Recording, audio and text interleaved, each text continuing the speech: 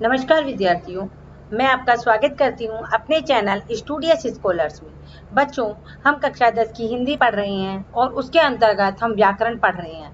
व्याकरण में बच्चों आज हम संधि शुरू करेंगे और संधि किसे कहते हैं और संधि विच्छेद हम देखेंगे। साथ ही हम स्वर संधि के कुछ जो भेद हैं उनके बारे में आज हम जानेंगे।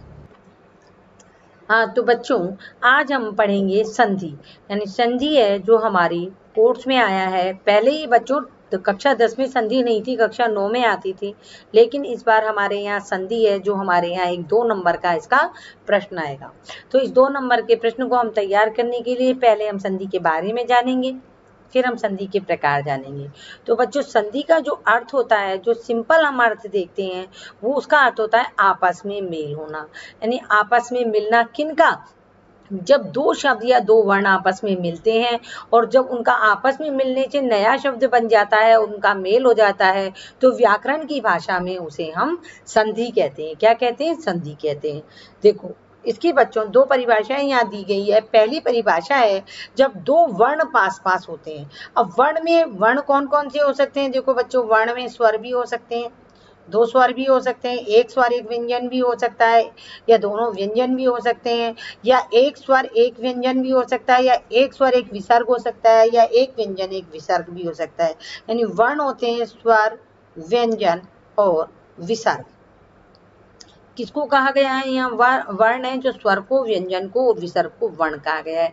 जब 2 वर्ण पास पास होते हैं, चाहे वो स्वर हो, चाहे वो व्यंजन हो, चाहे वो विसर्ग हो, तो व्याकरण के नियम के अनुसार उनके मेल से होने वाले विकार को, होने वाला विकार मतलब जो नया शब्द बनता है, उनके मेल से जो नया शब्द बनता है उस शब्द को हम संधि कहते हैं। क्या कहते हैं? संधि कहते हैं। और जब 2 शब्द एक दूसरे के समीप आते हैं तो पहले शब्द की अंतिम ध्वनि या वर्ण और दूसरे शब्द की प्रथम ध्वनि या वर्ण आपस में जब मिल जाते हैं तो यह मिलना भी संधि कहलाता है। देखो सिंपल सी परिभाषा है, जब 2 वर्ण पास पास होते हैं, वो वर्ण स्वर व्यंजन विसर्ग कुछ भी हो सकते हैं, तो व्याकरण के नियम अनुसार उनके मेल से जब नया शब्द बनता है या जो विकार उत्पन्न होता है उसे संधि कहते हैं। या हम इसको ऐसे भी समझ सकते हैं, जब 2 शब्द एक दूसरे के समीप आते हैं तो जो पहला शब्द होता है ना, उसकी अंतिम शब्द यानी उसका अंतिम वर्ण या अंतिम उसकी ध्वनि और दूसरे शब्द की प्रथम ध्वनि या प्रथम वर्ण जब आपस में मिल जाते हैं तो यह मिलना ही संधि कहलाता है। बच्चों ये जो दूसरी वाली परिभाषा है, इसको मैं आपको उदाहरण देके समझा देती हूँ। पहले हम इसको थोड़ा सा इरेज कर देते हैं और फिर ये जो दूसरी वाली परिभाषा है, वो दूसरी वाली परिभाषा के जो उदाहरण है वो पहली परिभाषा में भी काम करेंगे, तो आपको समझ में आ जाएगा कि वास्तव में संधि होती क्या है। यानी शब्दों का मेल है या वर्णों का मेल है या ध्वनि का मेल है, वो किस प्रकार होता है। तो देखो बच्चों, जो दूसरा हमारा उदाहरण है उसको हम यहाँ दूसरा जो हमारी परिभाषा थी उसको हम यहाँ एक उदाहरण से समझे से, जैसे विद्या प्लस आल्य। क्या है? विद्या प्लस आल्य। ये क्या हो जाएगा बच्चों? ये हो जाएगा विद्यालय। क्या हो जाएगा? विद्यालय। एक सेकंड बच्चों, एक सेकंड। तो ये हो गया विद्यालय। अब बच्चों हम इसको समझेंगे। जैसे हमने क्या कहा, समझा था कि जो पहला पद है उसका जो पहला शब्द है उसका जो अंतिम पद और दूसरे शब्द का क्या है, पहला जो वर्ण है, जब ये आपस में मिलेंगे, जब ये दोनों आपस में मिल जाएंगे तो ये क्या कहलाएगा? ये जो मिलने के बाद में जो नया शब्द बनेगा वो शब्द संधि कहलाएगा। जैसे विद्या प्लस आल्य, तो आप इसको देखो, विद्या और आल्य में क्या है, पहले शब्द का जो अंतिम है, अंत है, पहले शब्द के अंत में क्या आ रहा है? आ रहा है। क्या आ रहा है? आ। विद्या ध में आ रहा है प्लस आल्य में क्या आ रहा है? आ रहा है। क्या आ रहा है? आ। तो आ और आ मिलके क्या बने हैं? आ। क्या बनते हैं? आ। तो क्या बन गया? ये विद्यालय। क्या बन गया? विद्यालय। इसी तरह हम एक दूसरा उदाहरण और देखेंगे, जैसे है जगत प्लस त है और त में ये हलंत है प्लस ईश। क्या है? ईश। तो पहले शब्द का अंतिम वर्ण क्या है? ता। क्या है? ता। और दूसरे शब्द का प्रथम वर्ण क्या है? ई। तो त और ई मिलके क्या बन जाएंगे? दी क्या बन जाएंगे? दी। अब बच्चों आप कहोगे ये दी कैसे बन गया मैडम? तो ये दी ऐसे बनेगा, इसका कुछ नियम है, हम वो नियम पढ़ेंगे जब आपको पता चलेगा। तो पहले जो पहला शब्द है उसका जो अंतिम वर्ण है तय, और दूसरे शब्द का जो प्रथम वर्ण है ई, दोनों मिलकर के क्या बन गए? दी। तो ये क्या बन जाएगा? जगत प्लस ईश क्या बन जाएगा बच्चों? जगदीश। क्या बन जाएगा? जगदीश। ऐसे ही हम एक और उदाहरण देखेंगे विसर्ग का। यश है प्लस दा क्या बनता है? यशोदा। क्या बनता है? यशोदा। पहले तो बच्चों मैं आपको बता देती हूँ, ये जो यहाँ दो बिंदियां आई है ये इसे हम कहते हैं विसर्ग। क्या कहते हैं? विसर्ग। और इसकी जो हम बोलते वक्त इसकी जो ध्वनि निकलती है वो है की ध्वनि निकलती है। किसकी? है की। यानी हम इसको यश ना बोल करके हम इसको बोलेंगे यश है प्लस दा। तो अब देखो यशय में क्या है? देखो बच्चों यशय प्लस दा जब आपस में मेल होता है तो यशय में जो विसर्ग है वो पूर्व ए है। क्या है? यशय के विसर्ग से पहले शय में क्या है? आ है। क्या है? आ है। विसर्ग से पहले शय में क्या है? ए है। प्लस दा में क्या है? और जो दा है इसका ये क्या है बच्चों? ये जो तय वर्ग है अपना, ता था दा धा ना, तो तय वर्ग का ये तीसरा शब्द है। कौन सा शब्द है? तीसरा शब्द है। ये पहला है, ये दूसरा है, ये तीसरा है। तो क्या होता है जब विसर्ग के बाद में, यानी विसर्ग के बाद में और जब किसी वर्ग का यानी तय वर्ग का जब तीसरा अक्षर आता है तो वो क्या बन जाता है? वो ओ में बन जाता है। किस में बन जाता है? ओ में बदल जाता है। ये देखो जैसे ये ओ में बदल गया, ये जो ए प्लस द है ये मिलकर के ओ बन जाता है। क्या बन जाता है? ओ। तो ये क्या बन गया? यशोदा। अब आप कहोगे मैम ए और द मिलने से ओ कैसे बन गया? तो ए और द मिलने से जो ओ बनता है इसका बच्चों हम आगे नियम है उस नियम को हम पढ़ेंगे। जैसे त और ई मिलने से दी बना है, ए और द मिलने से विसर्ग के पहले यदि ए है और यदि किसी वर्ग का तृतीय वर्ण यहाँ आ जाता है जैसे तैतैन है तो वहां ओ बन जाता है और ओ से बन गया यशोदा। तो देखो बच्चों इस तरीके से हम पहले शब्द का अंतिम वर्ण और दूसरे शब्द के प्रथम वर्ण के मेल से जो शब्द बनता है उसे हम संधि कहते हैं। मैंने आपको यहाँ 3 तरीके से संधि बताई है। एक तो आपको मैंने विसर्ग के साथ संधि बताई है, दूसरी मैंने स्वर के साथ संधि बताई है और तीसरी मैंने व्यंजन और स्वर के साथ संधि बताई है। तो बच्चों ये तो हो जाती है संधि। ये जो शब्द बना है ये हो गया है संधि। क्या हो गया है? संधि। अब हम पढ़ेंगे संधि विच्छेद। आपको ये जो जगदीश और जो यशोदा समझ में नहीं आया होगा ओ और दी, ये हम आगे नियम अनुसार पढ़ेंगे। तो बच्चों अब हम पढ़ेंगे संधि विच्छेद कि संधि विच्छेद किसे कहते हैं। तो बच्चों अब हम पढ़ेंगे, ये तो हमने सीखी संधि यानी संधि विच्छेद को हमने जोड़ करके संधि बनाई थी। अब हम संधि से क्या बनाएंगे? संधि का विच्छेद करेंगे यानी उसको शब्द को अलग अलग करेंगे। तो अब हम पढ़ेंगे संधि विच्छेद। क्या पढ़ेंगे बच्चों? संधि विच्छेद। संधि विच्छेद। आप सोच रहे होंगे कि मैडम ने संधि खत्म कर दी। बच्चों अभी तो शुरू ही नहीं करी है, अभी तो केवल परिभाषा बताई है ना। तो संधि विच्छेद क्या होता है? देखो संधि करते समय जिन व्याकरण के नियमों का हम पालन करते हैं उन्हीं नियमों को ध्यान में रख करके हम जब संधि युक्त शब्दों को अलग अलग लिखते हैं, यानी हम ऐसे लिख सकते हैं व्याकरण के नियमों का पालन करते हुए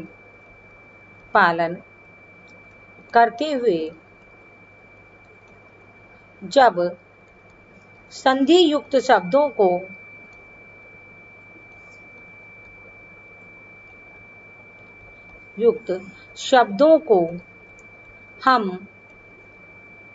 अलग अलग लिखते हैं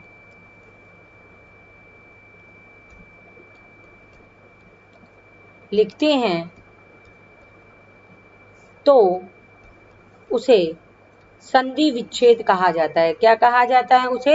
उसे संधि विच्छेद कहा जाता है। यानी किसी शब्द को हम अलग अलग दो चीजों में तोड़ देते हैं उसे संधि विच्छेद कहते हैं। जैसे हम एक उदाहरण देखते हैं, जैसे विद्या प्लस अर्थी। क्या है? विद्या प्लस अर्थी। हमने दो भागों में तोड़ दिया इसको और इसका हमको यदि हम इसका संधि विच्छेद को हम संधि करते हैं तो ये हो जाता है हमारा विद्यार्थी। क्या हो जाता है? विद्यार्थी। उसी प्रकार यदि हम लिखते हैं विद्या प्लस आल्य, तो क्या हो जाता है ये हमारा विद्यालय। समझ में आ रहा है बच्चों? ये है संधि विच्छेद और ये है इसकी संधि, यानी हमने इस संधि को, इस शब्द को दो भागों में यहाँ तोड़ दिया। एक और हम देखते हैं बच्चों, विसर्ग से संबंधित मन है। देखो मैंने इसमें मन को मन है बोला है, जो ये विसर्ग है ये है की ध्वनि देते हैं, मन है प्लस हर, तो क्या हो जाएगा ये मनोहर। मैंने आपको पहले बताया था ना, यदि विसर्ग से पहले ए आता हो, ना में ए आता है ना, ना प्लस आ, न हो गया, और इसमें विसर्ग है, और है किसका, तृतीय वर्ग का वर्ण है, यानी कि ता था दा धा ना, पा फा बा भा मा, या रा ला वा शा शा हा। ये देखो ये बनता है श श श है, तो ये जो हा आता है तो है और ये आ मिल करके क्या बन जाता है ओ, तो न में जब ओ की मात्रा लग जाती है तो ये बन जाता है बच्चों मनोहर। आपको स्वर और व्यंजन आते हैं बच्चों, स्वर जो होते हैं वो आ से लेकर के और अंग तक चलते हैं, आ हा तक चलते हैं। कहाँ तक चलते हैं? आ हा तक। आ ई उ ए आई ओ औ अंग हो गए ना। ये समझ लो हम अभी पहली क्लास में पढ़ रहे हैं, यानी फर्स्ट क्लास में पढ़ रहे हैं। अभी हम व्यंजन देखेंगे। का वर्ग का खा गा घाना, च वर्ग चा छा जा झाणा, ट वर्ग टे ठे डे ढेणे, त वर्ग ता था दा धाना, पे वर्ग पा फा बा भा मा, ये वर्ग ये रा ला व शा शा से हा छत्रज्ञ। तो बच्चों ये होते हैं व्यंजन, और जो होते हैं हमारे कै से शुरू होकर के और ग से ज्ञानी पे जाके खत्म होते हैं, ये होते हैं व्यंजन, और ऐसे अह तक चलते हैं, वो होते हैं हमारे स्वर। तो बच्चों आपको संधि विच्छेद समझ में आ गया, यानी संधि को जब हम अलग अलग भागों में तोड़ देते हैं तो वह कहलाता है संधि विच्छेद। बच्चों अब हम संधि शुरू करेंगे, और सर्वप्रथम हम पढ़ेंगे संधि के प्रकार, यानी कि संधि कितने प्रकार की होती है। तो इसके लिए हमको क्या करना होगा बच्चों, हमको सारी संधि जाननी होगी, और इसके लिए हम जो क्लास करेंगे वो कम से कम हमारी 4 से 5 क्लास होंगी, जिनमें हम सारी संधि को अच्छे से समझ पाएंगे। क्योंकि अगर एक साथ ही एक ही क्लास में सारा समझा दिया तुरंत तो आपको समझ में नहीं आएगा। तो बच्चों जब हम संधि पढ़ रहे हैं तो हम सबसे पहले संधि के प्रकार जानेंगे। क्या जानेंगे? संधि के प्रकार। तो देखो बच्चों हम यहाँ लिखेंगे संधि के प्रकार। संधि के कितने प्रकार होते हैं? देखो बच्चों जो संधि होती है वो उसमें दो स्वरों का मेल होता है, कभी दो व्यंजन का मेल होता है।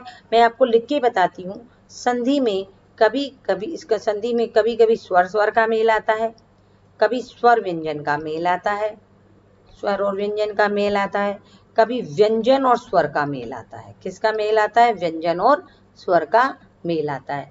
और कभी कभी व्यंजन व्यंजन का मेल आता है। किसका मेल आता है? व्यंजन और व्यंजन का, यानी आपस में व्यंजन और व्यंजन मिलते हैं, स्वर स्वर मिलते हैं, स्वर प्लस व्यंजन मिलते हैं, व्यंजन प्लस स्वर मिलते हैं, और व्यंजन प्लस व्यंजन भी मिलते हैं। या फिर हम इसको उल्टा करके भी लिख सकते हैं, जैसे इसमें लिखा है। या फिर आता है स्वर प्लस विसर्ग भी आता है, जिसमें ओ की मात्रा बन जाती है। या आता है विसर्ग पहले आ जाता है और स्वर बाद में आता है। या फिर आता है विसर्ग पहले आता है और उसके बाद व्यंजन आता है, या फिर व्यंजन पहले आता है और विसर्ग बाद में आता है। तो बच्चों संधि इस तरीके से बन सकती है, लेकिन ये जो विसर्ग बाद में आते हैं और स्वर और व्यंजन पहले आते हैं, ये जनरली बहुत कम मिलते हैं। इस तरीके के शब्द बहुत कम मिलते हैं। तो बच्चों संधि के जो प्रकार होते हैं वो हम यहाँ देखेंगे। संधि के 3 प्रकार होते हैं। कितने प्रकार होते हैं? 3 प्रकार होते हैं। आप लिखोगे संधि 3 प्रकार की होती है। नंबर 1 स्वर संधि, नंबर 1 स्वर संधि, नंबर 2 व्यंजन संधि, नंबर 2 व्यंजन संधि। आप बच्चों या तो इसको उतार लो या अपने इसको दिमाग में रखो कि संधि 3 प्रकार की होती है। तीसरी होती है विसर्ग संधि, और हमारी कोर्स में ये तीनों संधि उपलब्ध हैं और हमको ये तीनों ही पढ़नी आवश्यक है यदि हमें 2 नंबर पूरे लाने हैं। तो तो बच्चों ये 3 तरह की संधि होती है और संधि के अपने कुछ नियम होते हैं। मैं आपको पहले ही बता चुकी हूँ, संधि नियमानुसार चलती है। किसके अनुसार चलती है? नियमानुसार चलती है। तो हम संधि के कुछ नियमों को देखेंगे और उसके अकॉर्डिंग हम संधि को पढ़ेंगे। तो आज हम केवल स्वर संधि को शुरू करेंगे और स्वर संधि के कुछ हम यहाँ प्रकार हम देखेंगे। तो देखो बच्चों, संधि 3 प्रकार की होती है। पहली स्वर संधि, दूसरी व्यंजन संधि, तीसरी विसर्ग संधि। तो आप सबसे पहले देखो स्वर संधि। कौन सी संधि पढ़ेंगे आज हम यहाँ? स्वर संधि। स्वर संधि। स्वर संधि में क्या होता है बच्चों? स्वर संधि क्या होती है? जब 2 स्वरों का मेल होता है। कितने स्वरों का मेल होता है? इसकी परिभाषा देखो। जब 2 स्वरों का मेल होता है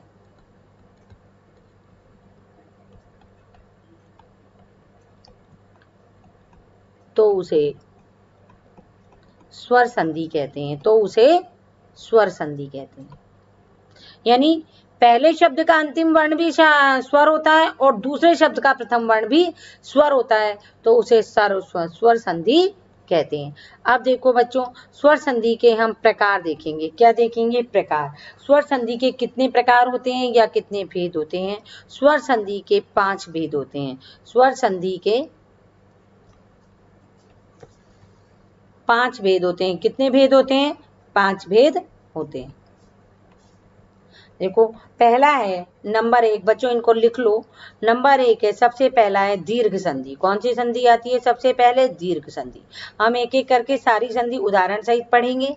नंबर 2, दूसरी इसमें आती है गुण संधि। कौन सी आती है? गुण संधि। गुण संधि। और तीसरी बच्चों इसमें जो आती है वो है इसमें वृद्धि संधि। कौन सी संधि है? वृद्धि संधि। वृद्धि संधि। और चौथी जो संधि आती है वो है यण संधि। कौन सी संधि है? यण संधि। बच्चों हर संधि का अपना एक नियम है और उनके कुछ अपवाद भी हैं। क्या है अपवाद? कि आप ये नहीं कह सकते हो कि मैडम ये दीर्घ संधि का उदाहरण है, इसमें आपने ये कैसे कर दिया। हर चीज का कोई ना कोई अपवाद होता है। और सबसे लास्ट में जो स्वर संधि का उदाहरण है वो है अयादि संधि। कौन सी संधि है? अयादि संधि। अब आपको समझ में आ गए होंगे संधि के 3 प्रकार होते हैं, स्वर संधि, व्यंजन संधि और विसर्ग संधि।